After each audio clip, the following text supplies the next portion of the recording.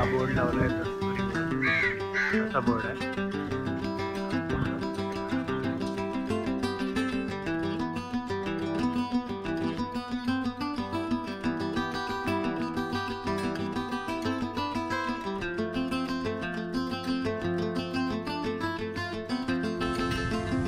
आता मी ते पोहोचलेलो आहे आणि हे आपल्या देवीचं मंदिर.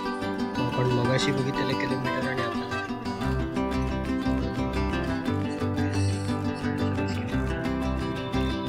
नमस्कार, श्री स्वामी समर्थ, जय शिवराय आणि पुन्हा एकदा नवीन ब्लॉगमध्ये तुमचं स्वागत आहे. आणि काल तुम्ही बघितलं आपल्या साळूबाईचा उत्सव कसा असतो आणि त्यात ओटी वगैरे कशी भरली जाते. आपल्या साळूबाईचं दर्शन घेतलं तुम्ही. आणि आज आम्ही ते जे काल नवस फेडलेले आहेत त्या नवस फेडलेल्याचा आज प्रसाद आहे, तो प्रसाद घ्यायला मी आज जाणार आहे. सो आता निघतोय. 12 वाजता प्रसाद चालू झालाय आणि आता जवळजवळ 1-1:15 वाजलाय. आणि आता मी निघालो इथून खेडवरनं. अर्ध्या तासात पोचेन मी तिथे आणि तिथे गेल्यावरती मग महाप्रसादाचा लाभ घेईन. सो आज मी एकटाच चाललोय कारण आई वगैरे कोण नाही, कारण 4 व्हीलर गाडी जी मोठी आहे ती लागणार होती आणि ती नसल्यामुळे मी आज एकटाच चाललोय. आणि परत उन्हाचं यांना न्यायचं, दोघींना उन्हाचं न्यायचं म्हणून खूप त्रास होईल या उन्हाचा, म्हणून त्यांना नाही नेत आहे. सो मी एकटाच जाऊन येतोय. तर आता निघालो आहे आणि आपण जाता जाता बघूया वाटेत कसं कसं काय त्याची पूर्ण माहिती तुम्हाला मी देत जाईन की कुठून कसं जायचं ते. जर तुम्हाला यायचं असेल तर तुम्ही या मार्गाने येऊ शकता. सध्या मी खेडमध्ये आहे आणि आपण आता खेडमधून मुगीजला म्हणजे दापोली साईडला मंडणगड रोडला मुगीज आहे तिथे जाणार आहोत. सो आपण जाताना आपला प्रवास जो असणार आहे हा खेडवरून पुढे दापोली मंडणगड मार्गे जाणार आहोत आपण. तर तिथे दस्तुरी फाटा म्हणून तिथून आपल्याला राईड घ्यायचा आहे आणि राईड घेतल्यावरती मग सरळ मंडणगड रोड पकडायचा. त्या रोडवरतीच आपलं मुगीज हे गाव आहे. सो आपण सगळं पूर्ण डिटेल घेणार आहोत अजून जाता जाता. दस्तुरी फाटा कुठे कसा काय ते तुम्हाला मी दाखवेन. सो चला आता आपण निघूया. आणि मी एकटंच चाललोय तर माझ्याबरोबर तुम्ही पण राहा. आता आपण निघालोय खेडवरून आणि मंडणगड दापोली मंडणगड मार्गावरती आहे. आणि आता इथून माझ्या मागे बघता हा खेडवरनं येणारा रस्ता आणि आता पुढे जो जाईल तर दापोली मार्गे हा जो आहे हा दापोली मंडणगडला जातो. दस्तुरी फाट्यावरनं आपण राईड घेणार आहोत. दस्तुरी मार्गावरनं राईड घेणार आहोत. आपण दस्तुरी फाट्यापर्यंत जाऊया. तुम्हाला दस्तुरी फाटा दाखवतो. तर हा आता समोर बघतो तो दस्तुरी फाटा राईटला गेलो आणि आपण जरा पुढे जाणार आहोत. तर आपण पुढे याच्यासाठी जाणार आहोत की आपल्याला बाईकमध्ये थोडं पेट्रोल भरायचं. बाईकने आपण आलो, बाईकमध्ये थोडं पेट्रोल भरायला म्हणून आता हा पुढे लेफ्टला गेला, राईटला गेला आहे. आणि पुढे राईटला रस्ता गेला आहे. तो दस्तुरी फाटा आपल्याला त्या इकडे जायचं आहे. त्या मार्गाने पण मुगीजला जाणार आहोत. तो आपण थोड्याच अंतरावरती पेट्रोल पंप होता, 1-2 मिनिटावरती तिथे पेट्रोल भरून घेतलेलं आहे.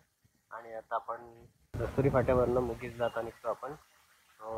चला दस्तुरी फाट्यावरनं मुगीजला निघूया. लवकरात लवकर पोचायचं आहे महाप्रसाद घ्यायचा. तिथे हा बोर्ड लावला आहे दस्तुरी म्हणून, तसा बोर्ड आहे. आणि इकडे रस्ता गेला.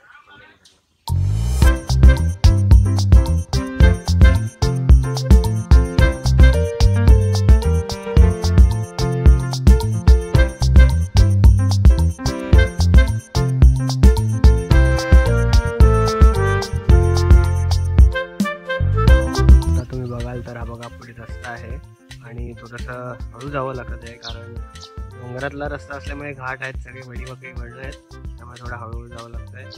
तरी आपण आता खेडवरनं 12 किलोमीटर साधारण आलो आहे इथे पुढे. आणि जवळजवळ 3-5 मिनिट असताना निघालो. 3:20 झालेत आणि आता आपण पुढे अजून किती वेळ लागतोय माहीत नाही. आता पुढे अजून किती वेळ लागतोय. आता घाट आता बघा पुढे सगळं डोंगर दिसतोय. या डोंगरातून आपल्याला जायचं आहे. हा मंडणगड रोड आहे, या रोडने आपण चाललोय. चला आता पुढे जाऊया. बघा रस्ता बघा, टर्न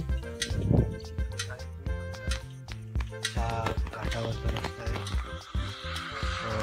बघूया पुढे.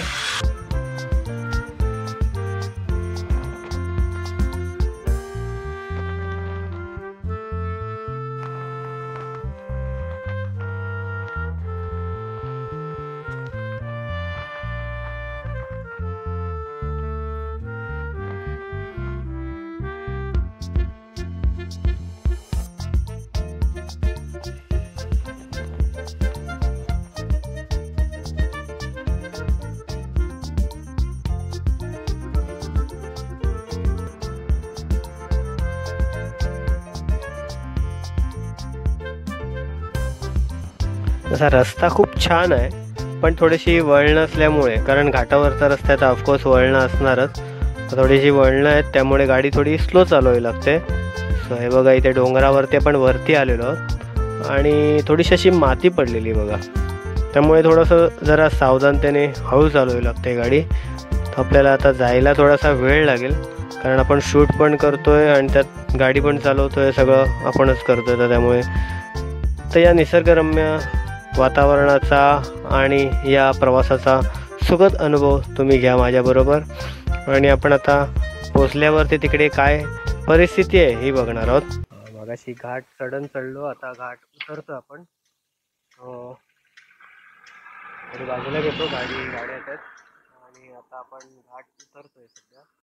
हा असा उतरण आहे, पूर्ण डोंगर आणि इकडे उतरण आहे.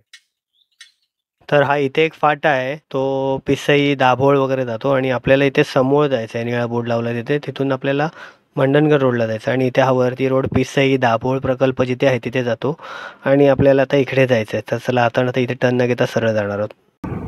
तर मगाशी एक गृहस्थ भेटलेले, त्यांनी हात दाखवला मला, पण टर्न जो होता तो एकदम स्पीडमध्ये होता, युटर्न एकदम टर्न होता, त्यामुळे मी थांबवली नाही गाडी, पुढे येऊन थोडी थांबवली.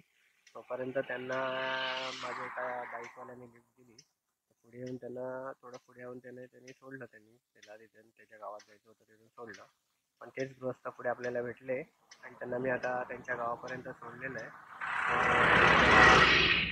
काहीतरी शुभकार्य झालं आपल्या हातून देवीला जाताना, त्याचं बरं वाटतंय.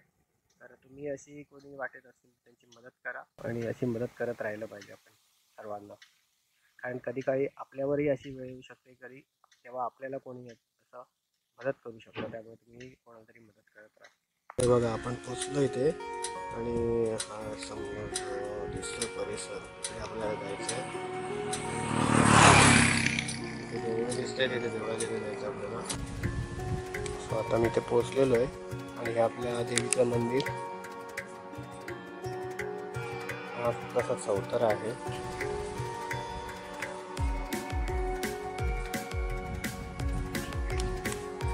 काल इकडे देवीचं पालखी वगैरे बसली होती इकडे.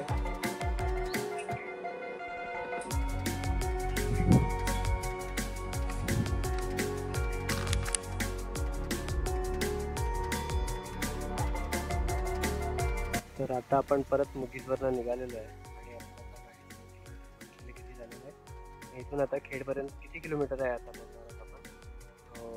ह्या कार्यक्रमासाठी मी आलेलो, ते नाही झालं माझं, तरी पण मी देवीच्या पाया पडून घेतलेलं आहे आणि आता मला परत खेळला. आपण मगाशी बघितलेलं किलोमीटर आणि आताचं किलोमीटर बघा, जवळजवळ 26-26.5 किलोमीटर रनिंग झालेलं आहे. जवळजवळ जाऊन येऊन 52 ते 53 किलोमीटर झालेलं आहे. जायला 1 तास आणि यायला 1 तास लागतो. जवळजवळ 52 ते 53 किलोमीटर झालं आहे आणि जायला 1 तास यायला 1 तास लागतो. आता आलो आहे घरी, 3 वाजता निघालो, 5 वाजता आलं घरी. मी गाडी अजून आलो तरी काय काम झालं नाही. नेक्स्ट टाईम जेव्हा असेल पान तेव्हा बघू आपण, तेव्हा आपण व्यवस्थित तयारीने जाऊ. तर तुम्ही बघितलं आजच्या ब्लॉगमध्ये की आपण कसं ट्रॅव्हलिंग केलं, काय केलं, आणि त्याच्या आधीच्या ब्लॉगमध्ये तुम्ही बघितलं की आपल्या देवीचा उत्सव कसा झाला. पण आज ज्या कामासाठी मी गेलेलो ते काम नाही झालं, कारण आपल्याला खूप उशीर झाला. देवीचा महाप्रसाद घ्यायला गेलेलो आणि तो आपल्याला नाही मिळाला. सो यावर्षी आपला खूप बॅड लक होता. नेक्स्ट टाईम जेव्हा पान असेल तेव्हा आपण पूर्ण प्लॅनिंगनुसार आपण करणार आहोत सगळं. आणि आजचा ब्लॉग हा मी खूप रिस्क घेऊन केलेला, कारण कोण बरोबर नव्हतं आणि मला जायचं होतं आणि बरोबर कोण नसल्यामुळे मी एकटाच होतो आणि एकटाच बाईक चालवत होतो, सगळं एकटाच शूट करत होतो. तर तुमच्यासाठी एवढी रिस्क घेतली आहे, तर आजच्या व्हिडिओला लाईक करा, शेअर करा आणि चॅनलवर नवीन असाल चॅनलला सबस्क्राईब करा आणि बेल आयकॉन दाबायला विसरू नका. आणि आमचा व्हिडिओ व्हायरल करण्यासाठी एखादी कमेंट नक्की टाका. सो पुन्हा भेटू नवीन व्हिडिओ नवीन ब्लॉगमध्ये. तोपर्यंत bye, good night, take care.